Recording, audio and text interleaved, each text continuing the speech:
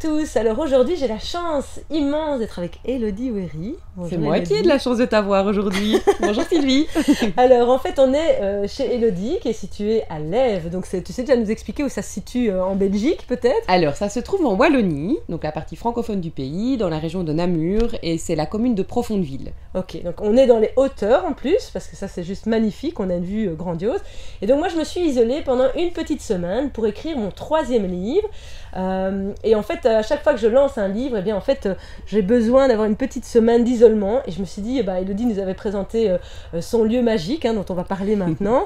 Et je me suis dit, mais c'est là où je dois aller m'isoler pour mon 3e livre. Et donc aujourd'hui, je suis pendant une semaine chez Élodie dans sa roulotte. Mais maintenant, on est aussi dans un autre endroit qui s'appelle... Ça s'appelle le Wigwam.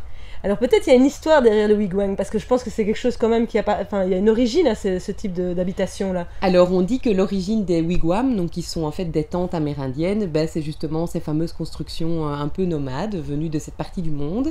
Et ce wigwam-ci, il a été fabriqué en France par l'atelier Jean Lehmann, qui est le seul en France à fabriquer ces toiles. Ce sont des toiles sur mesure avec une ossature bois. C'est très simple en fait, mais c'est surtout... hyper agréable comme espace, et ce wigwam je l'ai lancé pour pouvoir animer mes séminaires. Ok, alors peut-être tout le monde ne te connaît pas encore, même si tu es déjà bien connue, moi je pense. Est-ce que tu pourrais te présenter en quelques mots qui tu es, Élodie, et voilà, rapidement? Oui, j'allais dire rapidement. Ça peut être long parce que j'ai beaucoup de casquettes différentes. Ma première casquette, je dis toujours, c'est la casquette de maman. Donc j'ai 4 enfants qui ont 12 ans, 12 ans, 10 ans et 3 ans.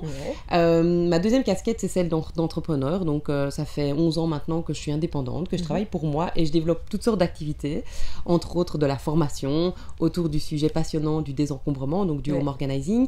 J'organise aussi des séminaires de développement personnel, qui est vraiment ma deuxième grande passion, aider les gens en fait à changer ce qui ne va pas dans leur vie. Et puis on a encore d'autres casquettes, dont une principale qui est les investissements immobiliers et la location de logements insolites.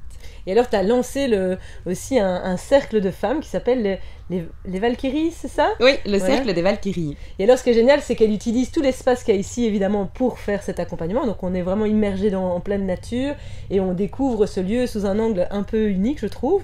Alors en fait moi, nous on se connaît maintenant depuis ça fait quelques années. Oui, je me disais, ça fait bien 4-5 ans qu'on se connaît. On est toutes les deux dans les livres de Racine aussi, donc c'est chouette, il y a plein de choses qui nous ont connectés. Mais voilà, j'aimerais bien que tu expliques aux gens un petit peu d'où t'es venue l'idée en fait d'avoir à un moment donné une roulotte, d'avoir un wing-wang, enfin voilà, comment c'est né tout ça de votre histoire, parce qu'il y a aussi Thibaut dans l'histoire, ton mari, qui participe à tout ça, et donc voilà, peut-être si tu peux un peu éclairer sur ce point-là. Alors je pense que la première grande réflexion vient plutôt de notre passion pour l'habitat de manière générale. On dit toujours qu'on a tous les deux une brique dans le ventre. Thibaut, il est ingénieur en construction, il est entrepreneur, donc il achète et il rénove des bâtiments, soit pour des particuliers ou soit pour nous, et donc on a toujours été particulièrement attentif à tout ce qui existe sur le marché en termes de logement et d'habitat. On s'est rendu compte assez vite que nos logements classiques, des appartements ou des espaces de travail se louaient très bien, mais qu'il y avait quand même toute une autre partie de l'habitat dont on parlait peu, qui sont les habitats légers ou les habitats insolites, qui ont en fait beaucoup moins qui créent beaucoup moins de pollution et de difficultés au niveau des sols, entre autres. Et puis ce qui est génial, c'est que la plupart de ces logements sont mobiles, donc ça nous a tout de suite beaucoup plu, en se disant on a tellement de projets différents que si on veut déplacer ces logements, on peut le faire, c'est faisable. Pour donner une idée, un wigwam comme ici, ça s'est monté en une demi-journée, donc ça se démonte en une demi-journée, ça se remonte en une demi-journée, donc avec le sol inclus? Avec le sol, oui, avec le plancher. Donc voilà, c'est pas très compliqué et ça permet plus d'imagination pour la suite. Et puis alors évidemment, la deuxième grande réflexion, c'est est-ce qu'à long terme, on a vraiment envie, nous, de continuer à vivre dans ce qu'on appelle un habitat classique. Donc nous, on vit dans une ancienne ferme qui a été entièrement rénovée, qui est extraordinaire, c'est une maison qu'on adore, mais c'est un peu un paquebot. On le dit souvent en rigolant, mais c'est dur à chauffer, c'est très difficile à isoler. On a un chauffage au gaz, un chauffage au mazout, on a encore un poêle à pellets qui vient chauffer certaines pièces. On a fait beaucoup de travaux de rénovation et d'isolation, mais ça reste quand même des habitats qui sont très énergivores, donc qui nous coûtent cher, et puis qui surtout nous demandent beaucoup de faire appel à d'autres matières. On aimerait bien pouvoir se priver de tout ça. en tout cas s'en alléger. Et donc, de là est partie l'idée des habitats légers. Le plus accessible et le plus simple, c'était la roulotte. Tout simplement parce que c'était quelque chose qu'on pouvait déplacer, amener assez facilement. Et puis, ça fait qu'on avait vraiment fondu, craqué sur cette roulotte. Donc, on s'est dit, on se lance là-dessus. Voyant que ça fonctionnait bien, on s'est dit, on va aménager un wigwam qui est plus un espace de travail parce que la roulotte, c'est tout petit. Donc, se réunir en groupe, c'était pas possible. Et on a déposé un projet il y a quelques mois avec un permis d'urbanisme parce que là, c'est vraiment un habitat en dur. Donc, il faut un permis sur un terrain qu'on a ici tout près qui s'appelle la Cotwood. On apprend tout un vocabulaire dans les habitats légers. Et donc, t'écris ça comment, la Cotwood? C'est O-T-W-O-O-D. Cotwood, c'est une entreprise belge qui s'appelle Homeception qui réalise ce type d'habitat, qui sont en fait des habitats légers en bois, totalement en bois, y compris le toit en tuiles de cèdre. Donc c'est beaucoup plus volumineux, donc c'est plus ou moins 9 mètres de diamètre avec une mezzanine. Là c'est vraiment une maison à part entière, et cette maison on la veut la plus autonome possible, donc uniquement chauffage bois, récupération des eaux de pluie, panneaux photovoltaïques, même peut-être une petite éolienne au fond du jardin. Donc on a plein de projets pour essayer de sortir un jour de ce paquebot qu'est notre maison, qu'on adore beaucoup et que, dans laquelle on est bien pour le moment. Mais on se rend compte que les enfants vont grandir aussi un jour, nos 4 enfants. Les 3 grands sont très proches en âge, donc à mon avis, ils vont partir tous les 3 en même temps. Ça va faire un gros vide. On va se retrouver avec la petite dernière Salomé. Donc on s'est dit, à ce moment-là, on veut être prêt. Et avoir un autre logement pour quitter la maison et partir vers autre chose. Et donc voilà, c'est tous ces projets à long terme qui nous ont donné envie de nous renseigner petit à petit. Et puis la dernière acquisition sera certainement une caravane, parce que là l'idée c'est vraiment de pouvoir voyager autrement avec notre propre habitat aussi, en Europe principalement, sans utiliser des avions, etc. Et donc pour ça, il nous faut une méga caravane. Parce que si, et donc c'est vrai que ça, tu mets le doigt sur le fait que vous aussi, vous êtes une famille un peu nomade, qui aimait bien bouger, etc. Enfin, comme tu dis, tu sais jamais où tu te situeras, et donc tout est pensé dans cette optique de pouvoir dire, on peut bouger, on peut se déplacer. Vous avez déjà fait plusieurs voyages comme ça, non On a commencé les voyages, en fait l'année où je suis tombée enceinte de Salomé, on s'est dit c'est le moment ou jamais de tenter un plus grand voyage avec les 3 grands pour commencer. Si ça marche bien, on le fera l'année suivante avec la petite. Ça s'est super bien passé. On a adoré en fait le fait qu'ils découvrent comme ça d'autres horizons. C'était la Guadeloupe. Faut savoir qu'on a un grand débat, Thibaut et moi. Moi, je suis très île, chaleur, plage, et Thibaut, il est montagne, centre de la terre et neige. Donc, on essaie d'alterner. Donc, on alterne bien qu'il y a des parties du monde, par exemple la Réunion, où on peut trouver des sommets quand même, et en même temps, voilà. Donc, on a depuis longtemps le projet de partir aussi au moins 1 an, découvrir soit plusieurs coins du monde, soit vraiment s'arrêter à un endroit précis. Et donc tous ces habitats légers, ils font aussi partie de ce projet-là, parce qu'on mettrait en location notre maison, réellement la maison on la mettrait à louer, et on garderait un pied-à-terre dans un des logements insolites pour pouvoir revenir en cours d'année si le voyage ne se passe pas bien, ou si d'autres projets viennent en cours de route. C'est vrai qu'on aime beaucoup allier le mouvement avec le voyage, les habitats légers avec le nomadisme, une liberté financière aussi. Donc ces habitats légers qu'on loue, ça nous ramène aussi de l'argent, donc c'est aussi ça fait partie de notre activité professionnelle, c'est de notre activité, et puis ça amène aussi beaucoup de liberté dans nos projections futures, et ça moi j'y tiens beaucoup. Je veux rien figer. Or on sait très bien qu'une maison en pierre, en briques, qui coûte cher, pour laquelle on a fait un emprunt, tout ça en fait ça nous bloque, ça nous paralyse dans les projets. Donc on essaye petit à petit, année après année, de s'en défaire, tout en construisant un projet beaucoup plus vaste, parce que ça ne se fait pas en un jour, et c'est une réflexion à long terme en fait. Et Thibaut, es-tu dans toutes ces folies, etc. Parce que je pense que tu es quand même un peu le moteur des initiatives, de toujours faire bouger les choses. Comment vous arrivez ensemble en famille à... Déjà aussi les enfants, peut-être quand tu dis, partir 1 an, est-ce que les enfants sont prêts, est-ce qu'ils ont envie, ils ont leurs amis, comment ça se passe tout ça? Alors donc il y a 2 questions. La question par rapport à Thibaut, on est 2 moteurs, mais chacun dans nos activités. Alors moi je l'aide dans son activité qui est vraiment l'achat de biens immobiliers, de terrains, les rénovations, etc. Donc vraiment cette partie-là, c'est lui qui la gère. Moi je suis juste là pour donner un avis de temps en temps, choisir les cuisines quand il faut aménager les logements, ce genre de choses, ou aménager les espaces intérieurs. La fonctionnalité des lieux, quoi. Ça on a fait beaucoup dans nos appartements, et c'est vrai que ça je le fais avec plaisir.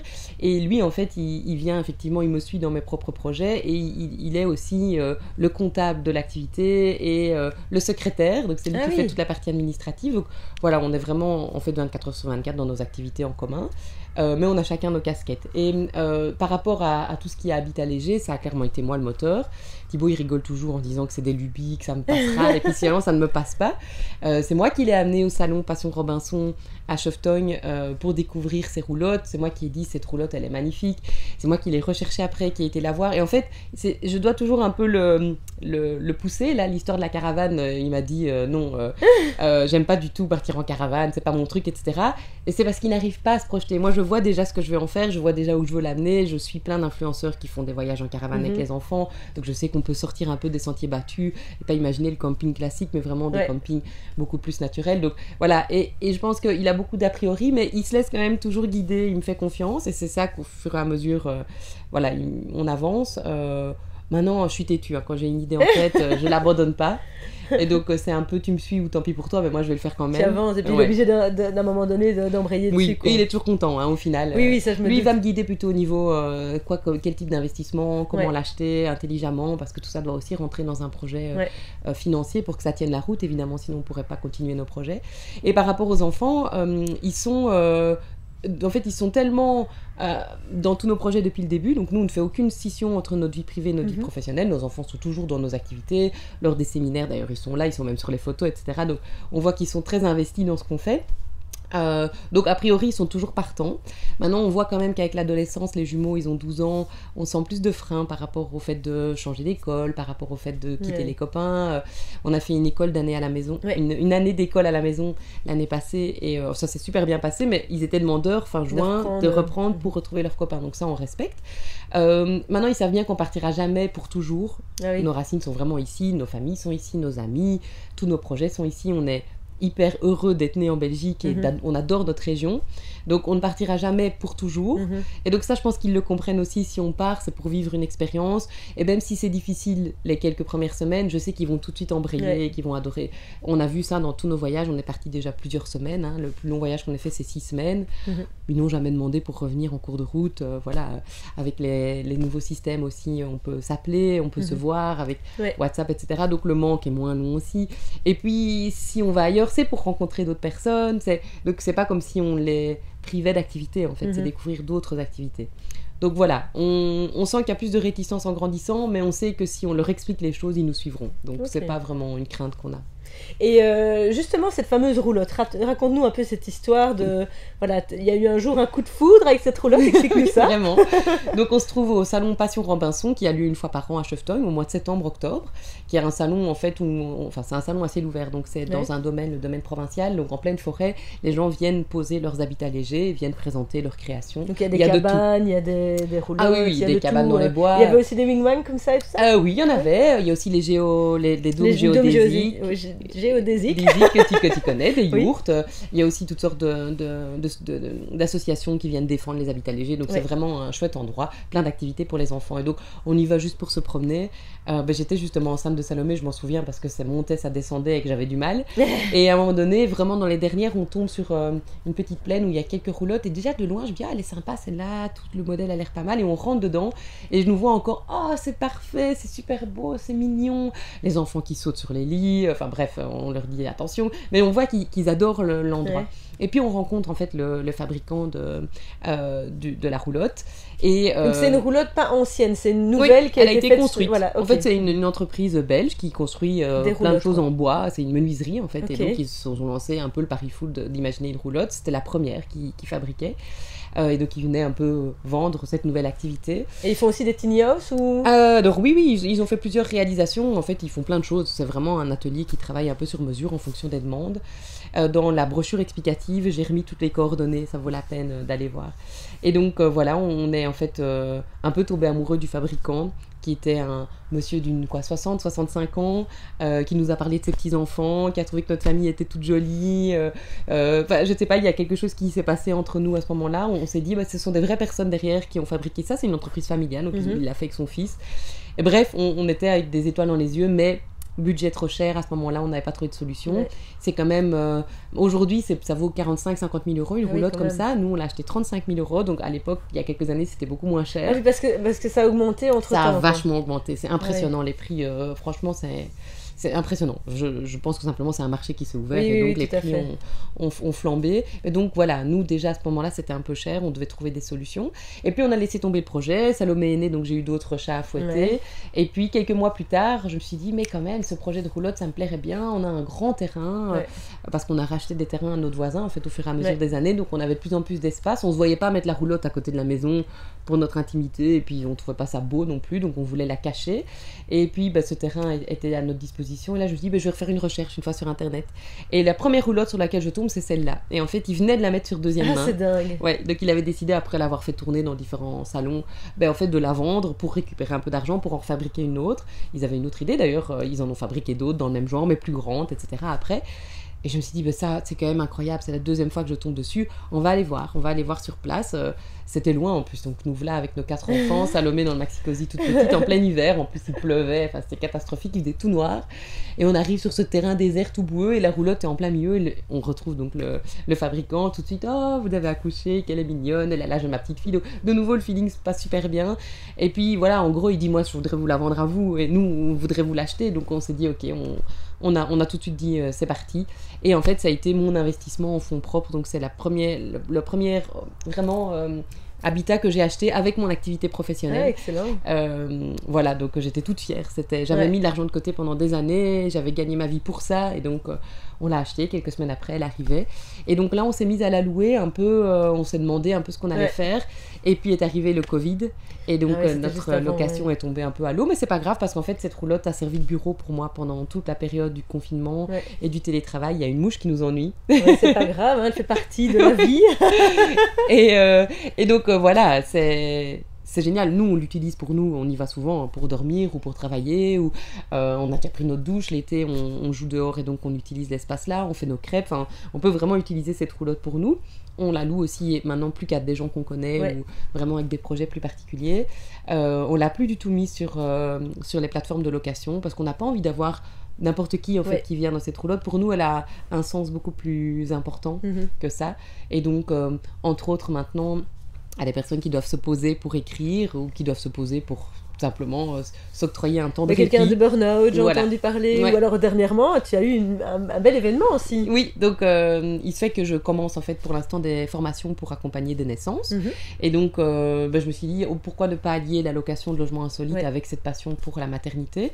Et donc j'ai proposé en fait à des couples, dont un qui est venu la semaine passée, de venir se poser avant la naissance et puis de faire naître leur enfant, pas dans la roulotte, bien que moi je ne suis pas contre l'idée puisque ça pourrait se faire dans le wing-one peut-être. Oui, alors c'est toute une histoire d'assurance, histoire donc ça on ne sait pas encore comment on pourrait le faire. Moi j'ai accouché de Salomé à la maison, donc je suis tout à fait 100% pour les accouchements physiologiques, naturels, respectés à la maison, etc.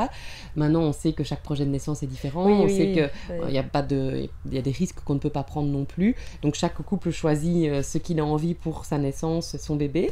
En tout cas nous on est prêts à accueillir ce genre de personnes et donc il y a la maison de naissance de Namur qui se trouve à 20 minutes d'ici. Puis nous on est entouré d'hôpitaux et de maternités, donc on est hyper bien situé en fait pour pouvoir accueillir des couples avant. Bon, ils vivent leur projet d'accouchement à l'extérieur, donc avec des sages-femmes ou dans une maison de naissance ou dans un hôpital, et puis ils peuvent revenir. Et donc là ils sont restés 1 mois, 2 semaines enceintes, donc avec un grand besoin de repos et ça leur a fait beaucoup de bien. Puis ils sont partis quelques jours pour donner naissance à leur bébé, puis ils sont revenus encore plus d'1 semaine pour faire une transition entre la naissance et le retour à la maison, et puis pour pouvoir s'isoler aussi des fois de l'entourage qui peut être envahissant, du bruit qu'il y a à la maison, etc. Donc c'est génial, je trouve ça génial, et donc nous on les chouchoute en fait. C'est tout ce qu'on fait, on leur loue l'espace, et puis moi j'ai fait des lessives, des repas, on va voir si tout va bien. Un soir j'ai passé la soirée près de la maman parce que le papa partait pour pas qu'elle soit toute seule. Voilà, c'est tout en toute simplicité, mais ça c'est vraiment le genre de projet qu'on aime voir se réaliser dans nos logements insolites et pas une location touristique classique. Non, tout à fait.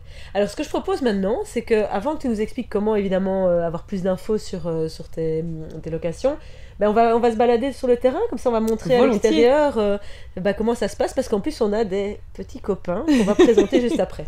Alors Elodie, voilà, derrière toi en fait il y a Comment dire?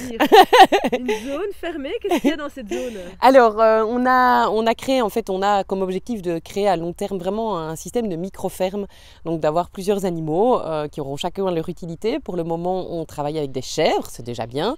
On a 4 chèvres, 3 boucs et une chèvre, mais ce sont des chèvres naines. Et en fait, leur job, c'est d'entretenir le terrain. Ici, elles le font très très bien au niveau des haies, ça nous permet d'éviter vraiment des tontes de haies, surtout sur le bas. Elles travaillent aussi bien au niveau des pelouses, mais nous, on a décidé de laisser un maximum le champ vraiment au naturel, donc on ne coupe en fait qu'une petite partie du champ, juste des passages avec la tondeuse pour pouvoir accéder à l'espace pendant l'été quand ça monte très haut, mais le reste, comment dire, les herbes se couchent toutes seules, ça permet beaucoup plus de biodiversité. On a vu beaucoup de papillons par exemple qu'on voyait plus, donc ça fonctionne très bien.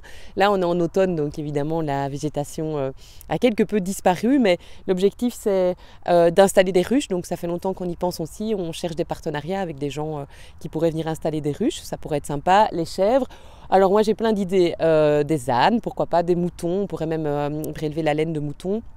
Alors on ne sait pas encore très bien, on a eu beaucoup de poules malheureusement ici, il y a beaucoup trop d'animaux, on est loin en fait des habitations, il fait très calme et donc on a des renards, on a des fouines, on a plein de musaraignes et donc les poules malheureusement elles ne survivent pas très longtemps malgré tout ce qu'on a essayé. Donc voilà, on cherche encore des solutions pour les poules, ce qui est pratique avec les poules c'est que ça mange les restes et puis surtout ça fait des œufs. Donc voilà, on n'abandonne pas le projet mais pour le moment on n'a plus de poules, donc on a juste nos chèvres qui font aussi évidemment le plaisir de nos enfants. Alors, on va peut-être tourner maintenant vers le Wingwag, on va peut-être aller maintenant vers la roulotte et en même temps on va aller voir les copains plutôt. Parce que ok, allez, on va voir les copains. Mâles, essentiellement. Ouais, ils sont des mâles. Et je profite de faire un petit tour du terrain en même temps qu'on avance. Pour montrer vraiment. Ah, et alors là, c'est quoi ça? Alors oui, on a d'abord c'est l'endroit où de temps en temps on brûle des déchets verts secs, mais c'est surtout un espace pour mon séminaire. En fait, que j'organise régulièrement des animations autour du feu. Donc voilà, vu que ce sont des cercles de femmes et que je fais intervenir toutes sortes de personnes, on fait une série d'exercices. Là, c'est très sympa, ça permet d'être dehors. Puis nous, on l'utilise aussi régulièrement pour faire des feux de camp avec les enfants, des marshmallows et ce genre de choses. Voilà, et puis ça crée un petit mandala en fait au centre du terrain, puisque on tond, là ça se voit moins parce qu'on est au printemps, en automne, mais on tond en mandala tout autour. Ok. Donc alors, on va voilà. aller voir la fameuse roulotte dans laquelle je suis actuellement. Oui. Et on voit déjà un copain qui est là, qui nous regarde avec étonnement. C'est Twisty. Twisty. Donc ce sont des boucs qu'on a été chercher dans une exploitation agricole ici dans le village. Donc on tient aussi à ça. On achète en Belgique et si possible le plus près possible de chez nous. Et donc c'est la ferme Noël qui est une grosse ferme ici qui élève des chèvres naines, mais qui, comme vous pouvez le voir, ne sont pas si naines que ça parce que nos boucs sont très heureux, ils mangent beaucoup. Ah, ils sont costauds, hein? Oui, ils sont costauds, ils sont bien. Alors ils sont craintifs, hein. C'est des animaux qui sont plutôt craintifs. Ça c'est Picsou. Et le noir, c'est Pépito. Et alors, on a la petite, la jeune. Où est-ce qu'elle est? Ah, elle est partie peut-être. Elle est beaucoup plus timide, elle est en dessous. On la voit pas, elle se cache un petit peu là. Ah non, ça c'est le chien. Ça c'est Elga. Ouais. Ah, mais regarde, elle est là, derrière. Ah, voilà. Et ça c'est Rosie. Dans l'entrée de la roulotte. Ah oui, oui. Alors, ces petites bêtes là, c'est hyper curieux, c'est hyper drôle, c'est hyper jouette. Attends, je fais le tour. Ah, okay. C'est des petites bêtes très rigolotes en fait. Donc voilà, nous on les laisse libres de circuler où ils veulent pendant la journée, on les rentre juste le soir. Et donc derrière on voit effectivement la roulotte, la fameuse roulotte. Et donc qu'est-ce qu'il y a dans la roulotte? Tu peux nous dire? Ah bah c'est une vraie maison, hein. Donc d'abord c'est une maison c'est une roulotte complètement isolée comme une maison, donc il y fait très bon. On a juste un petit chauffage d'appoint électrique pour chauffer pendant l'hiver, mais qui fonctionne bien avec le thermostat. On a une douche, une grande douche, avec même un système de pluie là au-dessus, c'est sympa. On rigole parce que chez nous on n'a pas beaucoup de pression d'eau, donc quand on veut se laver avec beaucoup de pression, on vient dans la roulotte, c'est un comble. Il y a un espace cuisine, donc avec des tacs, avec une hotte, avec ce qu'il faut pour cuisiner, vraiment la base. Donc nous, on a décidé de ne pas mettre de micro-ondes parce qu'on est contre les micro-ondes. Donc voilà, on peut réchauffer ce qu'on veut, mais dans un système de poêle et de tac. Et puis, on a un petit coin salon avec un fauteuil-lit qui permet de loger des enfants, par exemple. Et puis, on a bien sûr la chambre qui est un peu à part, qui a un grand matelas et un petit système pour pouvoir ranger ses affaires. Et une toilette sèche, donc évidemment, puisque la roulotte n'est pas raccordée au niveau des égouts. C'était pour nous évident qu'une toilette sèche était la solution. Et donc ça nous permet de faire un compost de toilette sèche dans le fond du jardin qui fonctionne très bien, qui se désagrège tout seul. Donc ça, c'est vraiment top. Alors maintenant pour terminer, je me remets avec toi sur la vidéo si j'y arrive. Hein. Bon, je ne sais pas comment on fait, bon c'est pas grave, on va faire comme ça.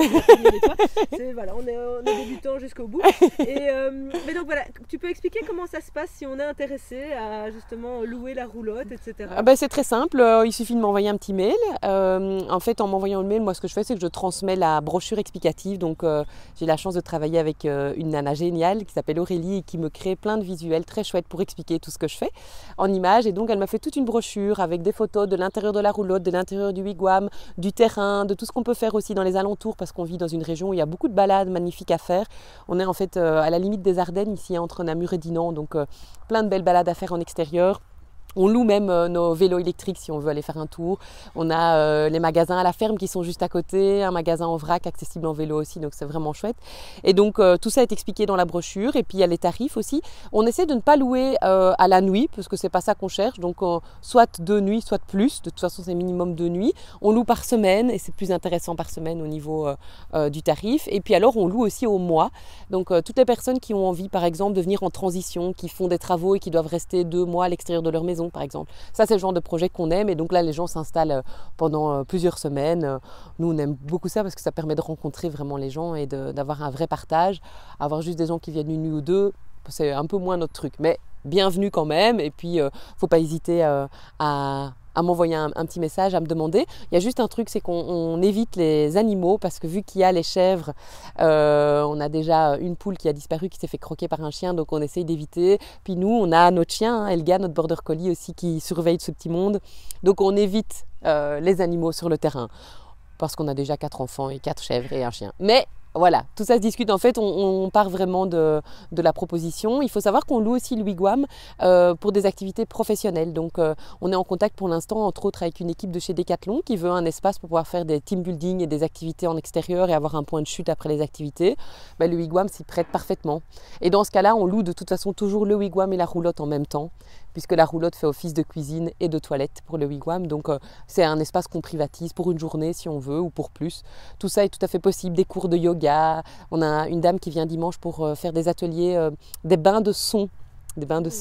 Voilà, plein de choses imaginables et possibles. Et dans ce cas-là, on discute évidemment en fonction du projet de chacun.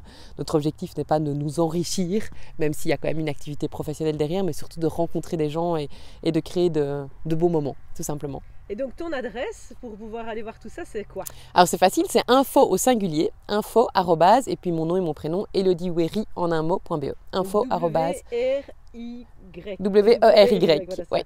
Et le site internet, c'est aussi... C'est mon nom et mon prénom, elodiewery.be. J'ai une chaîne YouTube aussi avec plein de contenus gratuits, ça vaut la peine parce que c'est vrai qu'on offre beaucoup de contenu par ce biais-là, où on voit en fait plein de vidéos du lieu, où je donne plein de trucs et astuces en matière de minimalisme, désencombrement, de changement de vie aussi, puisqu'on a fait pas mal de changements de vie ces derniers temps, donc on partage beaucoup autour de ça. Et puis j'ai une page Facebook aussi, avec pas mal d'actualités pour suivre un peu tout ça. Voilà, tous les réseaux sociaux sont là pour répondre aux questions, mais il faut me contacter en direct, je réponds toujours. J'ai de temps en temps des gens qui me disent vous ne devez pas répondre parce que vous êtes trop sollicité. Il faut savoir que je réponds toujours à tous les mails que je reçois, donc il ne faut pas hésiter. Il faut des fois attendre un peu, c'est tout. Alors attends, je vais me mettre comme ça, je ne sais pas du tout si je suis dessus.